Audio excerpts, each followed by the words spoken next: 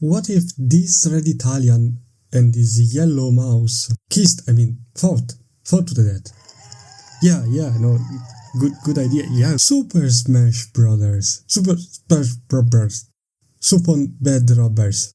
Yeah, this thing, you probably heard of it. Smash Bros is kinda fun, isn't it? You got this entire game that not only combines incredible fun gameplay perfect for everybody, but also this fantastic roster that not only function as a celebration of specific franchise, but also a celebration of gaming as a whole. Whenever you look at the Smash roster, it's like you're taking part of the best party of your life, where you can't wait to see all of your favorite character, or even characters here that you've never seen before joining the battle and always bringing something new to the table. I mean, we all know why Smash Bros is kind of incredible, but if you actually squint your eyes a little bit on some of the characters that got invited, you find out there is something a bit more bizarre about them. You notice how Mario is not really bing wahoo and happy as usual, but is more pissed off and annoyed, or how Donkey Kong and Bowser don't exactly have the voice that you will expect from them, but mostly rely on animal noises and grunts, or how Sonic, one of the most expressive characters in gaming, almost feels desaturated or less expressive than usual. This is a sentiment that surfaced for a lot of players over the years. While it is always amazing to see your favorite character join the Smash Bros roster, the depiction and the representation of this specific character can be a bit hit or miss depending on the subject. Sometimes some characters have a design that feels outdated because never changed despite the different evolution they have over the years. Sometimes a newcomer moveset potentially sacrificed for the sake of introducing a new gimmick that don't exactly fit his archetypal role in the original franchise. Or sometimes a character has been the result of a rush production that made it end up with an half-baked moveset that had never been changed over the years. Even characters that are beloved and appreciated for his moveset and representation have certain traits that shy away from the original depiction of the character from this home series. Or in other instances can even build up on a character that have very little ground up to begin with. And don't get me wrong, this is great. Smash is the reason why so many obscure characters are so beloved nowadays. But when it comes to apply the same principle and creative liberties to a character that is already beloved for his strong and memorable personality, things can lead to a pretty mixed result, which brings us to today's topics. Okay, you see this girl right here, this is one of my favorite characters of all time. And if you're not a Kid Icarus fan, you'll probably wonder, because you think she's pretty, or because you like to spam neutral alert, and no. It's not that. If it wasn't clear from my poor attempt at a YouTube channel, I do have a tendency to talk a lot about Kid Icarus. Uprising is to this day my favorite video game of all time, and its roster is to this day one of my favorite in every piece of media. There is literally not a single bad Kid Icarus character. All of them have incredible designs, incredible personalities, but also really funny twists and parodies to the myths and legends they're inspired by. But also having a surprisingly profound characterization within those twists. Lady Palutena is one of the highlights of this roster. She's a fantastic character that not only acts as a perfect second protagonist to the series, but also a perfect blend of a charming and humorous personality that doesn't shy away from more serious and deep insights or topics about the goddess. And this is true if you consider both the original Kid Icarus and the sequel for the 3DS. I can honestly yap for hours on how amazing of a character she is, but the issue is I will probably do that because her representation in Smash Bros. The series is mostly known for, in my opinion, doesn't really do a good job in representing what she is and in selling her character to millions and millions of players. And it's true, bad publicity is still publicity, and I'm glad she is playable in the roster, but compared to other misrepresented characters in Smash like Mega Man, Little Mac, Sonic, Olimar or Ganondorf, the knowledge people have about her outside of the Smash sphere is not really strong, making Smash Bros. Misrepresentation even more hurtful. But this fact that the knowledge that Palutena's gimmicks that she introduced in Smash were not really that memorable compared to other characters, or that she got completely botched in the following entry of the series, and you got what I personally consider as the most misrepresented character in the entire Smash roster. So I decided to make a video about explaining how I will overall recreate her design to better sell to people how great of a character Palutena is. It's the first time I do something like this on YouTube, and I hope people enjoy it. So feel free to do the classic YouTube thing, unsubscribe, kick the bell over there, leave a dislike and say how much my opinion suck, So to explain why I think Palutena's design in Smash is is kinda weak. Let me bring you back to 2014, the time where Smash 4 was supposed to be released and everyone was excited. Right next to Little Mac, Lady Palutena was the character that I wanted the most since the era of Smash 4 speculation. I was really hyped to the idea of a second Kid Icarus character joining the roster, and Palutena is the one that makes most sense, considering she's basically the second protagonist of the series. And I was not the only one thinking that. Everyone wanted her, either because they legitimately know about her, or because she was the center of various credible leaks, or because they knew Sakura were responsible for making Uprising, so it just made sense to her. Even people that didn't care for her were intrigued by the idea of having a white mage or a cleric of some kind in a game like Smash Bros. Plus at the time Smash really needed more female representation. I mean, sure, other Kid Icarus characters were considered, but Palutena was still the one that made the most sense. Not only because the series in Japan is named after her, but also because she was the only non-playable character to not be a Smash original to have a key role in Subspace Emissary, so a lot of people were already familiar with this new redesign of her. So yeah, months passed, fighters got announced, Palutena herself got teased a few times by Sakura himself, and at E3 2014 finally she arrives, closing the door of a really amazing Nintendo Direct. To this day she got probably one of the most hype Smash trailers ever, animated by Japanese studio Shaft, the same that made the promotional animation for Uprising itself, which had this incredible fight with Pit and Link and makes wish everybody for a Smash Bros anime of some kind. And then Palutena descended and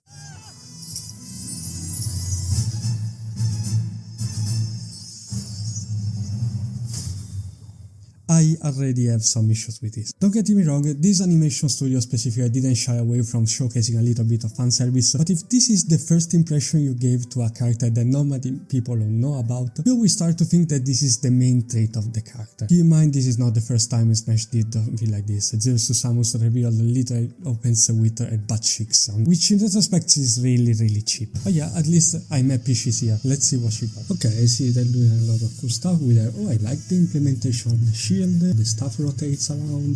Oh, and they're basing the special on that goddess power. Okay, I guess that makes sense. This move is kinda nice. I guess this one as well. And that's it, really? Okay. This is where my main issue with Palutena's moveset arises, the idea that she's one of the only characters with a completely unique set of custom moves, which at the time was one of the new big features of Smash 4. I will admit, at the time I was really hyped, not just because Palutena was really included, but because the moves they had was interesting. It was based on the goddess power that were based on the actual equipment you can add in the game that are literally the power of Palutena. That kinda makes sense, those are things that a goddess can do, but you know people want to have a me mage in the next installment of Smash Bros because they thought having a magic user with custom moves would be kinda cool. That is basically what Palutena is. The major gimmick that was supposed to be the highlight of her moveset is actually something that was not only shared with the character that was showcased right before her, making her feeling less unique compared to other characters in the game, but also with Mega Man, which had custom moves that in some ways were even better than what the goddess had to offer when it comes to showcasing the full potential of his concept. This didn't help the fact that the default moves she had were basically like a Wiz reflect barrier that didn't really work that well, a basic teleport, simply that Mewtwo and Zelda even had at the time, and a counter. Counter number 33 under the 33 characters that had a counter in the roster. Like, of all the moves you can give to a goddess, a counter, a basic counter is not exactly one of them to be a priority. But the whole point of the custom moves is that I can change it up, so maybe I can use something else. Especially when playing people online, this can be a use manifestation of a character. What do you mean I can change the custom moves when I play online? What do you mean? The thing is, most of the newcomers back in Smash 4 had a sort of gameplay reason to be included, as well as the overall character that represents Villager at the pocket and the tree building of Timber. Wifi Trainer had the stat boost thanks to the breathing mechanic. Rosalina had the puppetry of the Luma. Bowser Jr. got the 8 different character skins, as well as the different hitboxes depending on the body or the clown card. Little Mac has the KO meter, Robin has a whole new thing going on for him, and Palutena has a gimmick that is not only shared with the Blue Bomber himself, one of the most hyped up newcomers in the game, but also with what are basically, for better or for worse, the templates for other characters. And yeah, some of the moves are nice, especially like Angelic Missile or Celestial Firework or even Lightweight is kinda fun, but those moves are not available for the mods that you probably play the most, and especially they are to hang out with the rest of moves that feels more quantity over quality. But hey, a gimmick is still a gimmick and it's fun to have something unique for it. I wonder how they're gonna evolve in the next step they got rid of it. They actually got rid of it, letting her have only the default kit from Smash 4, which were basically the most boring of the custom moves and also Explosive Flame, I guess. But hey, at least now his new gimmick is that she has a move that is both a counter and a reflector. Oh, they're into the Yahweh. I mean, it's still a pretty boring unique trait, but at least, you know, that's something unique only over... A counter that's also a reflect? Is that even allowed? Oh. Okay, so yeah, what was supposed to be Palutena's new gimmick apparently was again overshadowed by other fresh new faces, leaving her with what exactly? Oh yeah, this. Neutral air. Yeah, you just all you have to do is in there a lot. There you just there. Palutena's new game plan now relied on a neutral air, a really reliable and highly spammable move that became the center of her toolkit. Yes, this made her an highly competitive character, for some one of the best in the game, but with the backlash of not just being turned into a meme, but the reputation of an extremely toxic fighter, one of the worst in the roster, annoying to fight against and mindless to play as, leading many of the Smash players, as well as the big Smash tubers and online content creators, to kill about it, not just as a Smash character, but as a character in general, without even bothering about doing the slightest amount of research about the Kid Icarus series. Kid Icarus should have never been represented. She's not interesting, she's not funny, she doesn't have any personality, she just twirls her stick. Palutena is absolutely everything wrong with this video game. A character that no one asked for, taking up a spot reserved for potential gaming giants with a bland as hell personality, proving passable due to the presence of they previously discussed low-selling series that Sakurai gets dibs on entering because of his grandfathering and superpowers. What the high-tier shell game? No one sees it everywhere. No cost of everyone hates.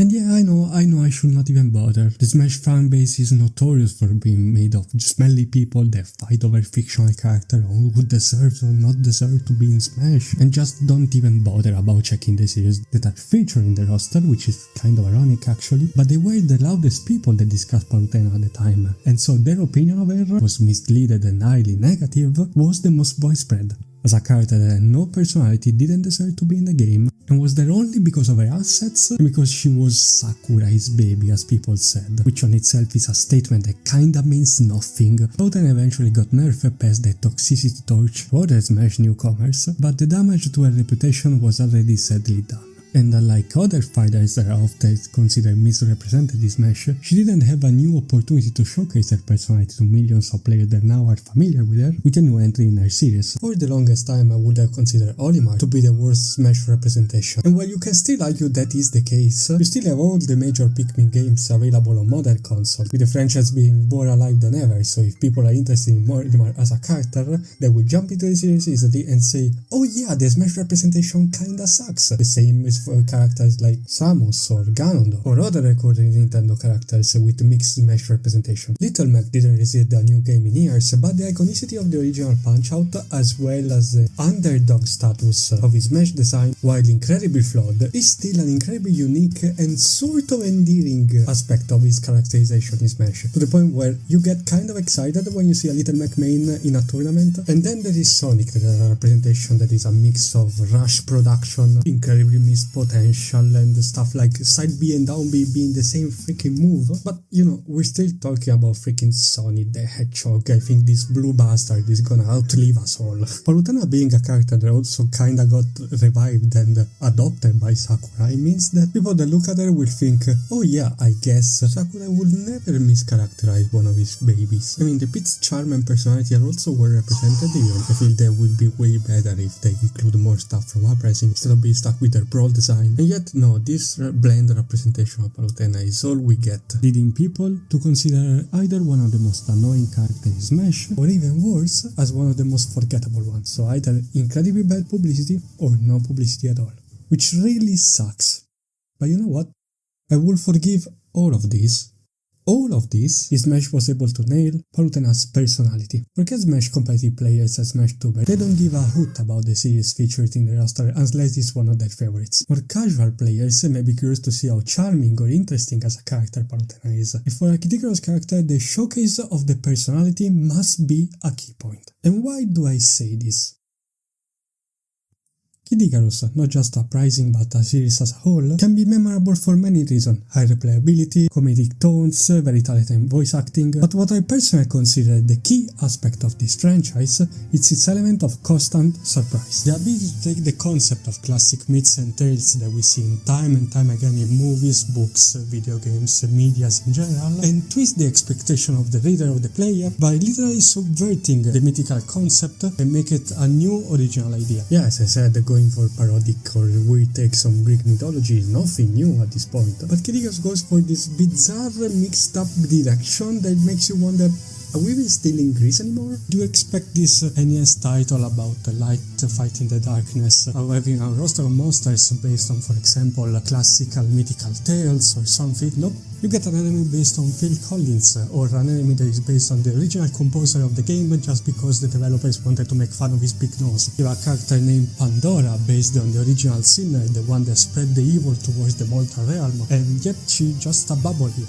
that shoots other bubbles. And you didn't expect the goddess of light, Palutena, the damsel that you saved from the evil Medusa, to let you get a lovely kiss just like that. Nope. If you perform very poorly in the game, she can just decide to turn you into a monster for the rest of your life because you died too many times or something. Taking the scoring system that was already present in the original method and turning it into a tool to showcase the personality of the goddess. Kid Icarus of Myths and Monsters, the sequel from the Game Boy, while being developed by a completely different studio, retains the weirdness of the NES title with the nurses that cure from the eggplant curse, a crow-shaped character called Crow that guards the hot springs, Pythagora, the mad guy being an enemy, or the fact that, it actually dies at the end of the game, which is pretty messed up. Why the heck will you do that? And finally, Uprising for the 3DS, the final installment of the series, being the perfect evolution of this weird concept. When Fgot redesigns got this cool bow that can split into two swords, so you imagine the gameplay will focus on weapons like, no, never mind, gun. Just give this guy a gun. Give him 108 guns, all of different types and infinitely customizable. You have this Hercules looking guy, the rival of the evil Dark Lord God, that you expect to be the main rival of the game, or the one that will save the humans for the underworld. Nah, that shows up in the second chapter of the game and then just peace out for most of the story. You're the Thanatos, the god of death, is actually in the game. And how do you find him? Oh, he's just a clown for some reason, I guess. You expect a kraken? Oh, but what about a space kraken or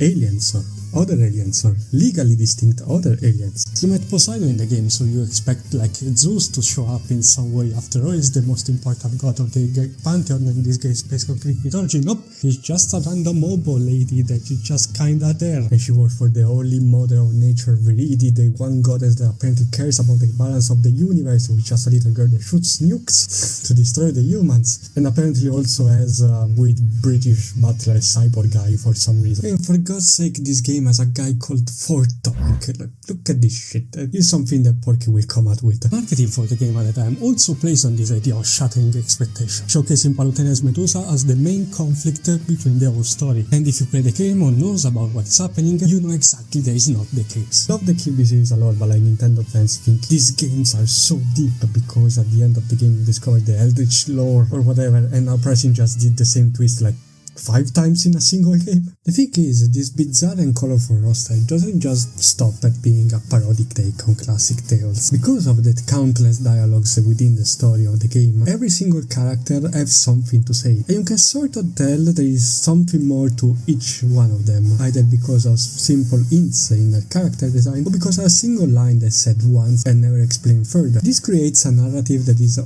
roller coaster of twists and surprises that makes experience the game blind actually incredible, but also doesn't shy away from more emotional and deep moments that hit so hard because of the contrast with the more comedic tone of the game. And the best example of this are the two main characters. Peach shows up as the always optimistic, cooking up and also kinda naive protagonist, but a couple of lines, the way he acts incredibly defensive when people talk about his faith for Palutena or his defective wings, showcase a sense of insecurity to his character, especially if we consider Dark Pit, a character that starts as the parodic take on the classic evil clone archetype, but then becomes someone with his own arc that also acts as a sort of reflection to Pit's personality, in a way that reminds me of how other stories tackle the idea of a shadow of a hero. And this sort of introspection is also visible in Palutena herself. She takes the concept of the holy motherly figure that a lot of anime have and turning what is basically a silly sister to Pete. There is also an actual goofball on her own. Like, you would not expect that, but Palutena is actually an incredibly charming character, able to nerd out about the things she likes, actually just decided to messing around with both her enemies and her allies for the sake of the funny, breaking the fourth wall randomly, while also having a bit of thought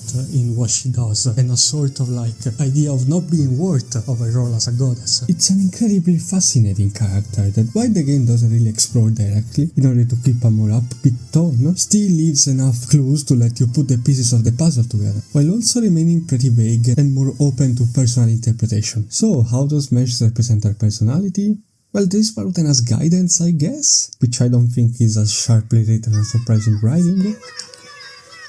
I will say Pete and Vidi got some pretty funny moments in this, but Palutena herself is mostly left to fight her exposition. She does have, I guess, a couple of cute interactions, but overall she lacks the witty personality and charismatic energy that she had in Uprising. It's important to mention she got a new voice in Smash. A friend of Ali Illis directly suggested to the Smash team by the original voice actors of the goddess, because Ali herself was too busy at the time of Smash for recording to come back to voice more of her. But I don't think it's fair to blame Brandy Cobb, since the Palutena guidance missed characterization is mostly a fault of the writing, which is still funny to say because Uprising was made by the same guy, so she lacks a little of that oomph that Pete and Vidi, but also the character is Nekodek have. And what about her moveset?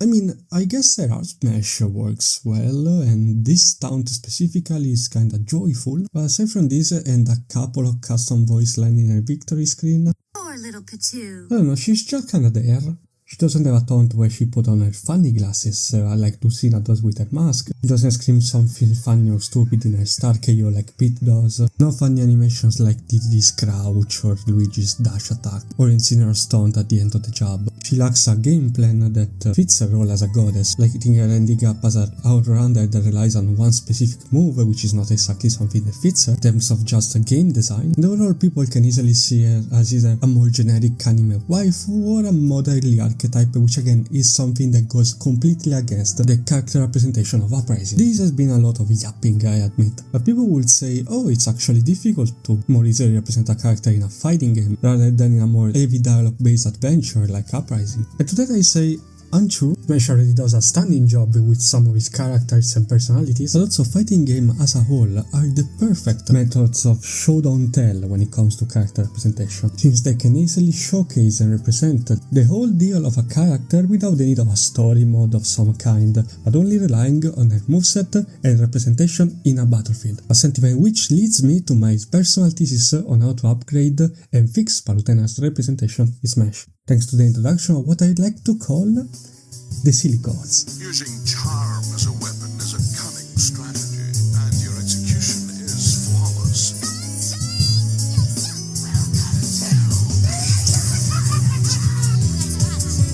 The beginning of the end.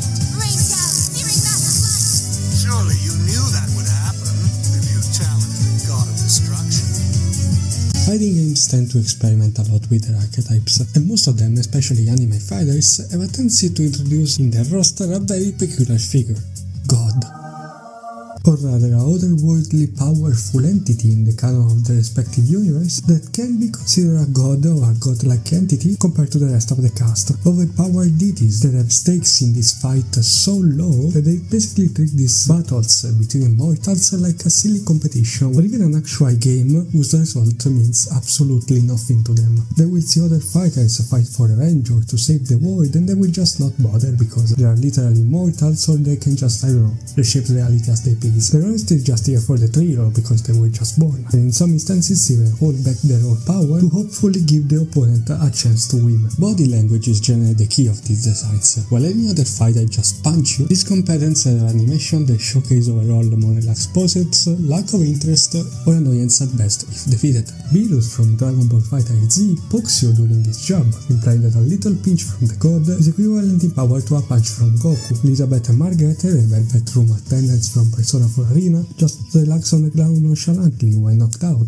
as to say, oh, you beat me, good job. Darkseid from Injustice spent all of the fight with his hands behind his back. Even though this looks incredibly stupid, I guess it was a decent attempt at showcasing that he's holding back against you. And then we got Slayer Galti gear. Oh, where do we start? This vampiric immortal peanut butter cake looking ass that is able to barely dodge a deadly explosion and just shrug it off, unlike everyone else that just straight up panic in fear. For Palutena specifically, I guess a safer move would be to base the moves on the stuff she does in Uprising, or giving her more Uprising weapons, I guess. But I think making her follow this specific design philosophy will not only make her stand up compared to the rest of the Smash roster, but also perfectly convey the idea of twisting archetypes that the Kid Icarus character design is known for. She knows she's a god and she has a highly chance to win these matches, so what if she just dance around the battlefield like a ballerina or something? Some more stupid nerdy glasses to one of his stunts, wearing a victory screens. Let her make this specific face instead of this specific face. When she gets punched,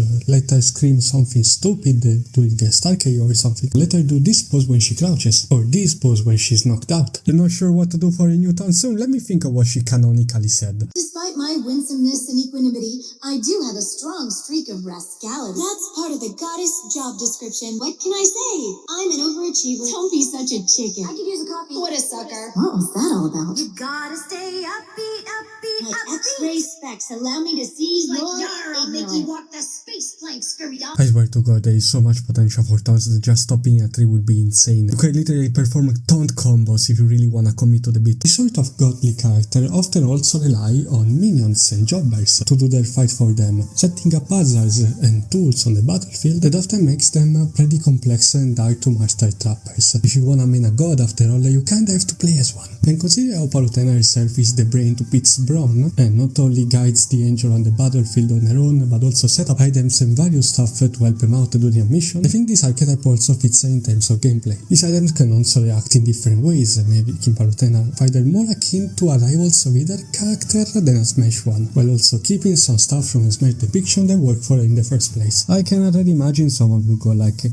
actually, she should not do that because Ilor, this guy and this guy and this guy is stronger than her. So yeah. And to that I say, it doesn't really matter. It and Palutena already face monsters and forces of evil that are way stronger than gods combined, and they just do that like just a normal Monday for them. She will totally act pretty silly even if she's not the strongest character in the Smash canon or something. Besides, if we are to portray a character based on her power scaling, Piranha Plant will just fear for his life every single moment, which is just not fun. Speaking of Sephiroth, I did take inspiration from his design about the idea of variants of a different special depending on how much you charge a button, but I also excluded the idea of a one-winged angel form for Palutena, mostly because I don't think she fits really her character, and also in general this sort of combat mechanic is a bit hit or miss in Smash as a whole. I also won't go very technical on the stuff like damage percentage, hurt boxes, hit boxes, KBD boxes. This redesign proposal is mostly a way to showcase the potential of a character like Palutena. So yeah, strap in bozos, classes in session. I like to see jumps and tilts as the appetizer of a moveset in general. You start a new game, boom, the A button is what you press first. You try a new character, boom, the A button is what you press first. And because of this, the jumps and the tilts are the one that people would notice first. And this is why it's important to nail them. The difference is Mario, Luigi, Fox and Falco's jumps and Serial Taunt at the end of its most basic combo are key aspect of her character, because they are the entry ticket to represent how they stand out compared to the rest of the roster. In similar way, Palutena's normals should be a set of moves that are easy to read but also encapsulate easily the key aspect of the goddess, which will be her personality and especially her weapon, the staff and the shield. And what she already has is already fine enough. I still want to propose an alternative, especially regarding this thing. But the funny thing about Palutena stuff is that outside of being one of the only traditional magic themed weapon in Smash, it's also a bizarre odd little guy. Like, just rotates around where you leave it, and in some instances feels like an entity of its own. And this is what I wanna say with the jump combo. Instead of this weird stiff pose she does, she will make 3 moves. First is the regular poke, then a move when she leaves it in front of her, similar to a side tilt, and this will smoothly transition into the jump combo that sees the staff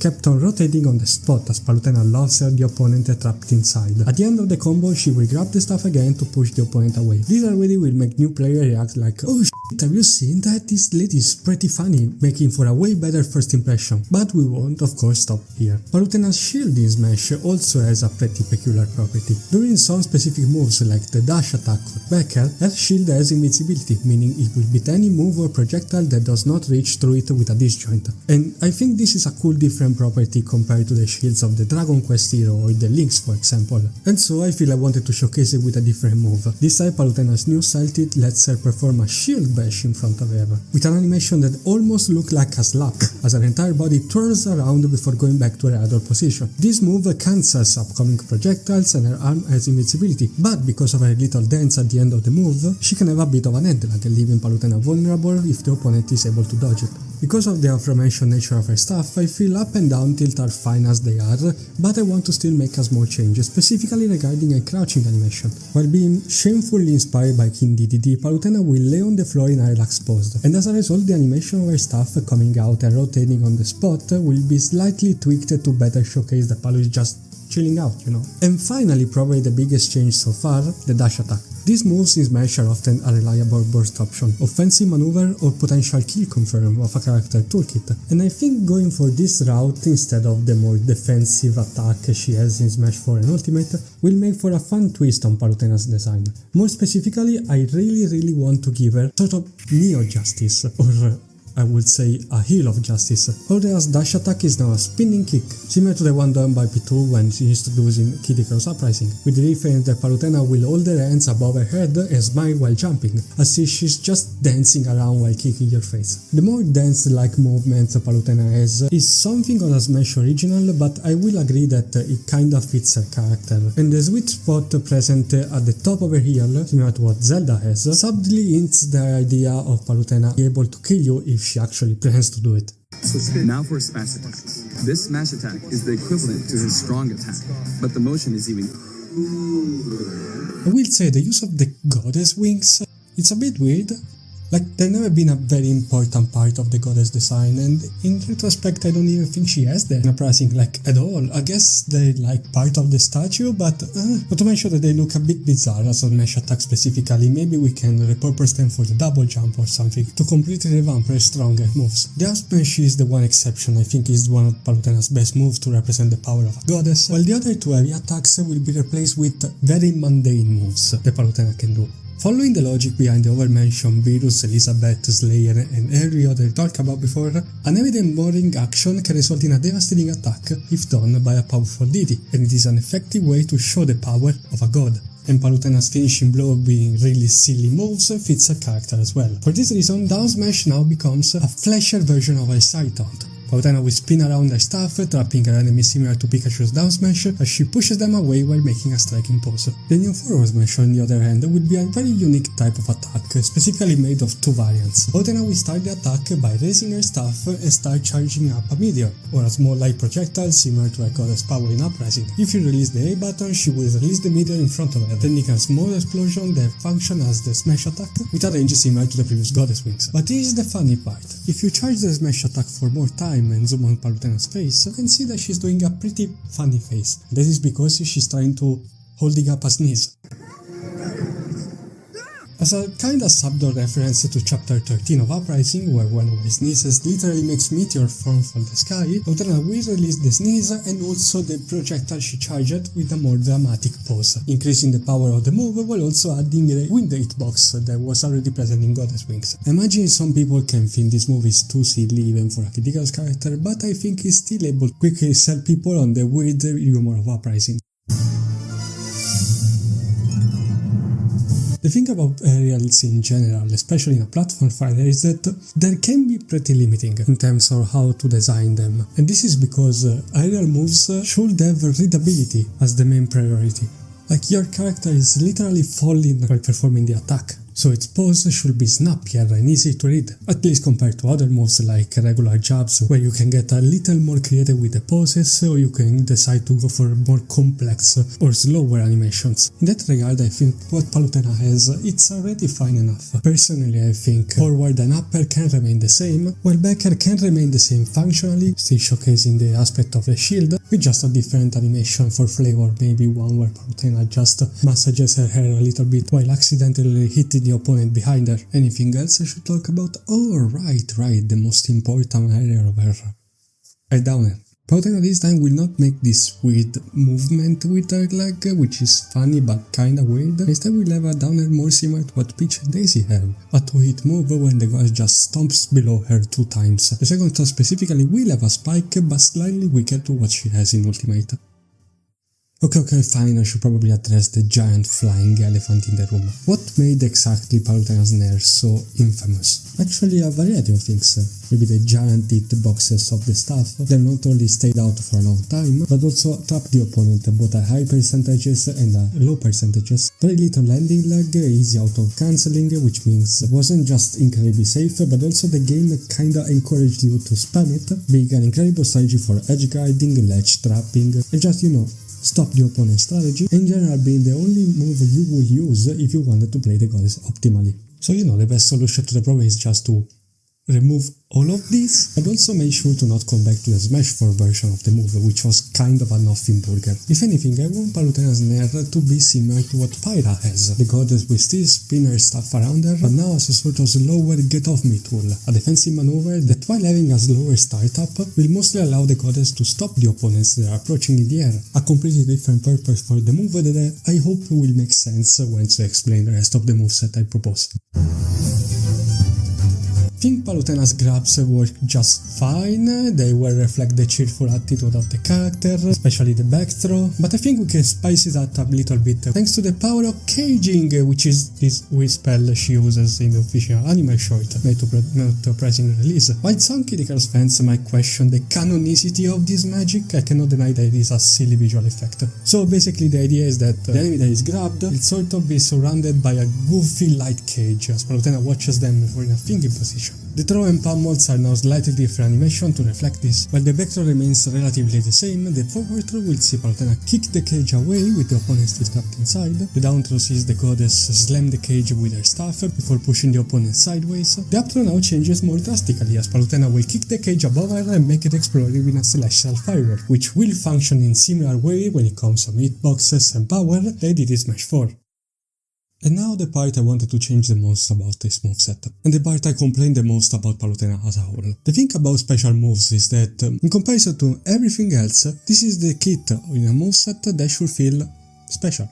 It's in the name. And if your character has a set of special moves that doesn't feel special, either because not really that inspired or just straight up copy-pasted from other characters, you're kind of missing the point. Palutena's special moves in general, because of this, feel generic, both in name, appearance and functionality, and because of their former nature to being interchangeable, feel disjointed if seen all together. For this imagination, I want to create a set of special moves that not only resemble what Palutena can do in a more fun way, more specific I take inspiration from all the things she does in Uprising, but also to maintain the identity of the character and to set the tools that fit the idea of a goddess that plays with her opponent. And because of it, for this imagination, none of the previous special moves will come back.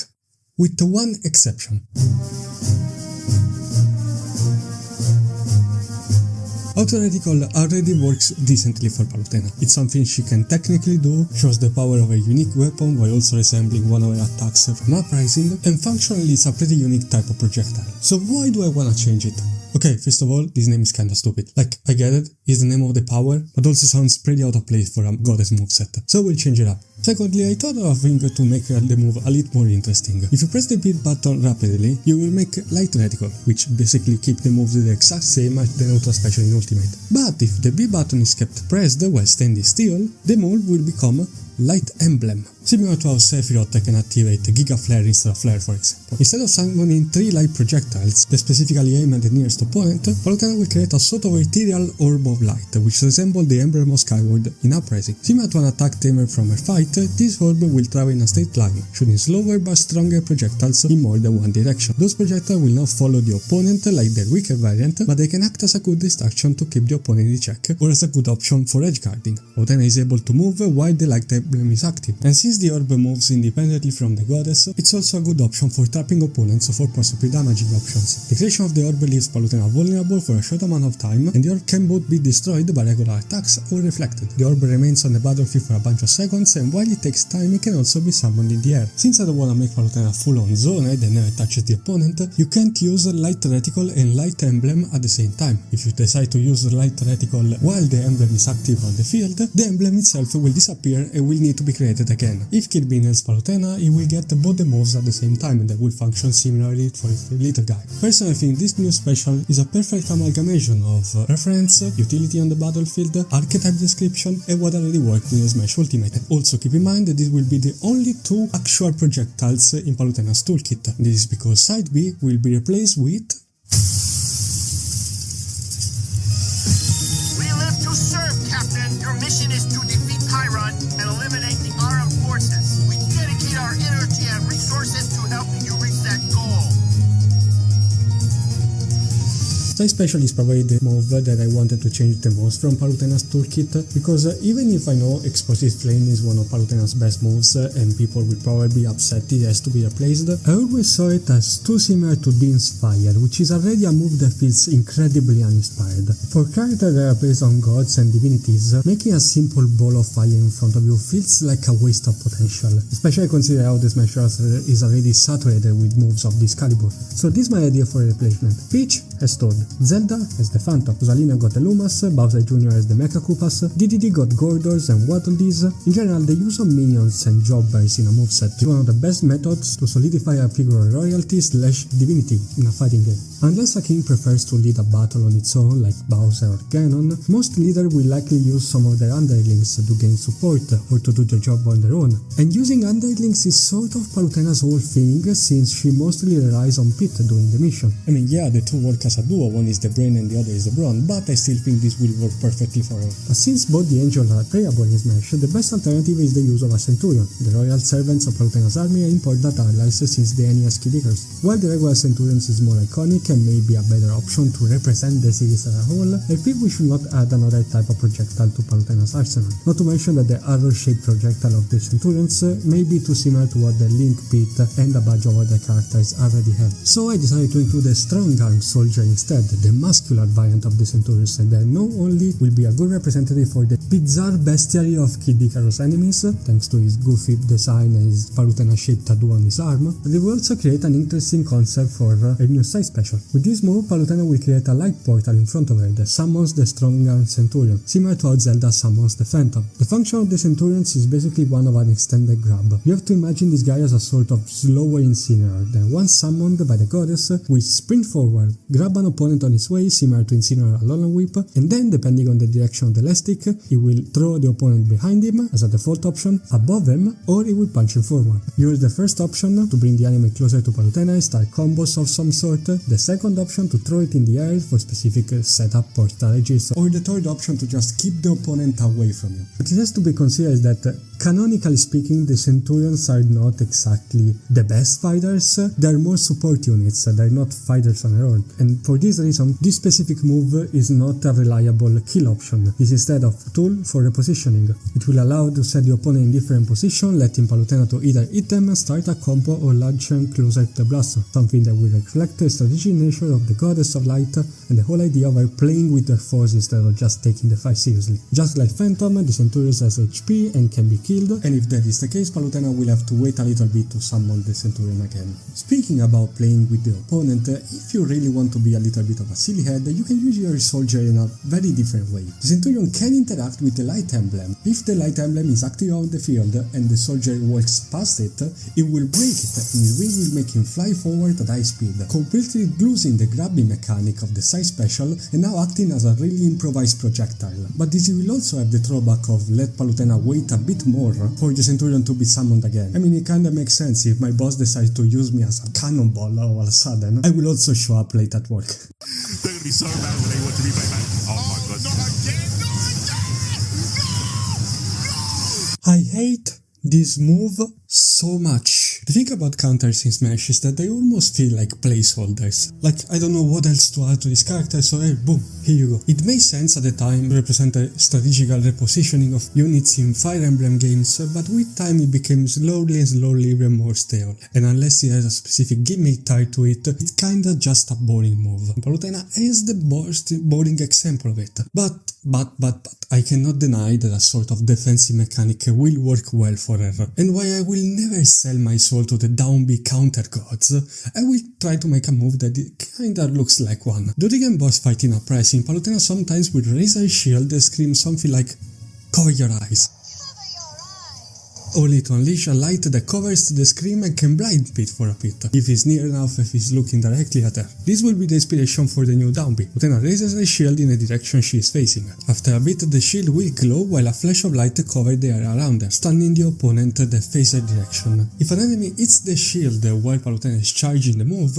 she will smirk, an eddy glass will appear on her face, and she will release the light energy all at once, covering a larger area in front of her, and the opponent will be stunned for a longer period of time, depending on the damage percentage or depending on the damage output of the move they hit the shield with. The attack will not function if the opponent hits Palutena from behind, making this move a sort of counter similar to what Sephiroth has, but with an effect similar to Mewtwo's down B. The attack will allow Palutena to keep her opponent in check for a second or two, both in the air and on the ground, as long as they're facing a direction, allowing Palutena to attack them how she wants, either by summoning the Centurions, charging a smash attack, or creating the light emblem. I admit that this is probably the most boring of the new specials so far, but I think it makes sense. Smash counters are just not that flashy in general, and I think having a special entirely focused on the shield and its unique attributes not only will showcase their nature as a light guardian and her focus on supporting spell, but also works perfectly well with the rest of her arsenal.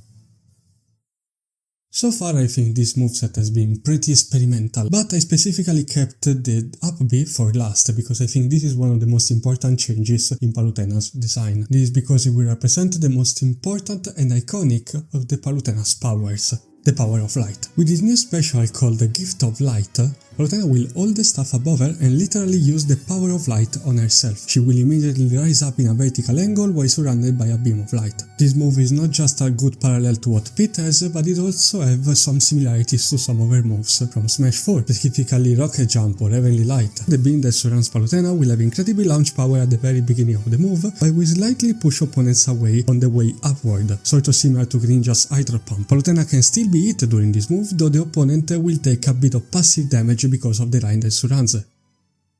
Okay, so what, you just made the Pit's move again, I guess. How original. Thank you, bye.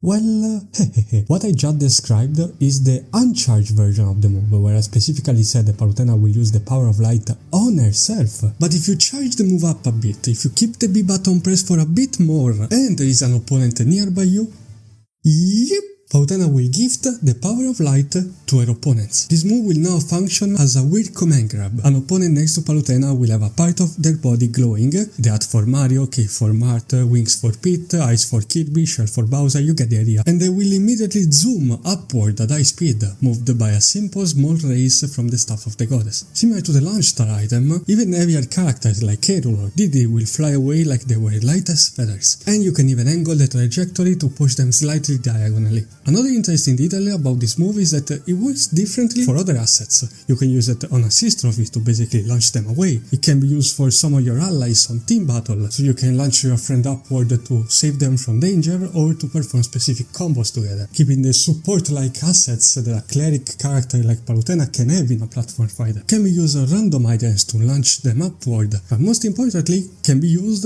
on the other part of your arsenal. If you apply the power of light on the Centurion, it will turn into an improvised vertical projectile, which still can be tricky to do since they immediately sprint forward while summoned, so it's easier to apply this strategy to the Centurion of another Palutena player. If you use the power of light on the light emblem, it will turn upward, not move at all, and now used as an improvised launch pad, mechanically similar to what Rush Coil does. And how does the Centurion react to a trampoline? Oh, you know, it just bounces around, completely changing its trajectory compared to the regular light emblem. If this sounds like a lot, It's because it kinda is. Smash doesn't really have this level of complexity when it comes to the interconnection with its move and special, and that is why Palutena will stand out compared to the rest of the roster. This is nothing new for platform fighters. Rivals of has been doing this hazard setup and synergy of special for years, and if Smash ever wants to embrace this type of game design when it comes to its characters, in my opinion a godly strategist like Palutena is the best candidate for it. So for a quick recap, with this redesign, Palutena is no longer an all-rounder built around incredibly safe one-off options, but a more technical fighter, more reminiscent of a trapper or a setupper, capable of controlling both the battlefield and their opponents through the use of various attacks and special interactions within them. She can guard herself by upcoming punches or projectiles with some specific get-off mid-normals, literally stop the opponent on the spot with the down special, or manning the battlefield with hazard that lets you apply the strategy you desire the most. But at the same time, the kit also encourages players to play a bit more aggressively or creatively. Certain move variants reward closer range pressure or more explosive decision making, and this, alongside the different synergies the special can have and how different projectiles and hazards can change their properties depending on how they interact, means that the Palutena player has a lot of ingredients to work with. But just like any professional cook, if you put too many ingredients into the kitchen and you don't know how to handle them, you will get easily overwhelmed, making her one of the silliest, also kinda creatively inducing strategists in the roster. And with this out of the way, it's time to talk about RBB, which stands for the Binal Bash. Final Smashes in general are just a bit hit or miss, and most of them became good just with the latest installment of the series. And for Palutena specifically, once again, Say the line, Bart! a part of her moveset that could then be used to showcase her character has been sacrificed for the sake of the custom move gimmick. Like Black Hole and Mega Laser is such a stupid name. I get it is the name of the power, and I guess summoning a black hole is kinda fitting for the light creature, but like, I don't know, I'm just looking at the corner and see my best friend, Palutena Glen Blaster, Sacred Goddess Carbon Laser. The new Final Smash called Divine Intervention will bring back the original Pit Final Smash from Brawl and make it way more flashy. This is the one move where Palutena actually gets serious, and it will make sense for the goddess to summon the Army of Light to unleash her final attack. Palutena will start the attack by summoning a portal in front of her. Similar to Mega Man's Final Smash, the opponent that are sucked in will be part of a cinematic, in which they will look above them and witness the image of Palutena surrounded by an army of light. The Centurions will open fire with a long series of arrows, only for Palutena to finish the cinematic with a giant laser similar to the Super Glen Blaster that was used to take down Hydra in Chapter 3 of Uprising. Simple, fast and to the point. A better way to make a Mega Laser, which are just calling Mega Laser, you know. Of course she will scream Super Grand Blaster while doing the move. Okay, what else? Oh yeah, the colors. While the green hair is iconic, the fact that Palutena's hair does not change color in the ads is really weird. At the time of Smash 4 I thought, oh, it's because maybe it's difficult to change the chokes of hair in the specific model or something. But then I noticed that this wasn't the case for other long haired characters like Lucina, Corrin or Mitra. And so I think this changes needs to be done. The new colors will be more varied in reference of other Kid Icarus characters. We got a color based on Pit, Pandora, Dark Pit, Hades, Phosphora, Medusa, and Viridi. Other possible color may be based on Pseudo Palutena or the NES version or Mittemorsel's version of the goddess, but I think this is fine enough. And I think that's it for the rework. That was a joke, here's a stage redesign. Welcome back to the stage of history. Palutena's temple is often considered one of the weakest stages in Ultimate. To me this stage is salvageable for two main things. Aesthetically it's very pleasing to look at, and the Palutena's guidance adds a lot of its charm. Outside of that, it just looks like a scrapped best section of modes like Subspace or Smashra. Like the specific section are based on Palutena's temple, the chapter from Uprising, but for many aspects what could have been has been sacrificed for the sake of the giant stage gimmick, where they made it so big and hard to navigate that in order to even make it remotely suitable for a battle, the devs had to put random hazard literally taken from stage build. That in terms of aesthetic completely clash with the rest of the style of the stage. Since we redesigned the goddess, let's give her house a shot as well. This is my redesign proposal. Keep the stage large, but make it smaller, using the size of temple as a comparison. Remove all the dumb bars that don't fit the aesthetic of the stage, and make something similar to what temple has, while still keeping the structure different enough. We now have an open section at the top, a left area closer to the blast zone, and an and also risky platforms at the bottom left, and a sort of Fight Club section at the bottom right. Considering the already big work behind Palutena's guidance as a whole, I don't really think we need a big unique gimmick for a stage like this, but if you want to add something to really make the stage stand out even compared to other bigger stages in Ultimate, I do have a specific answer that comes to mind.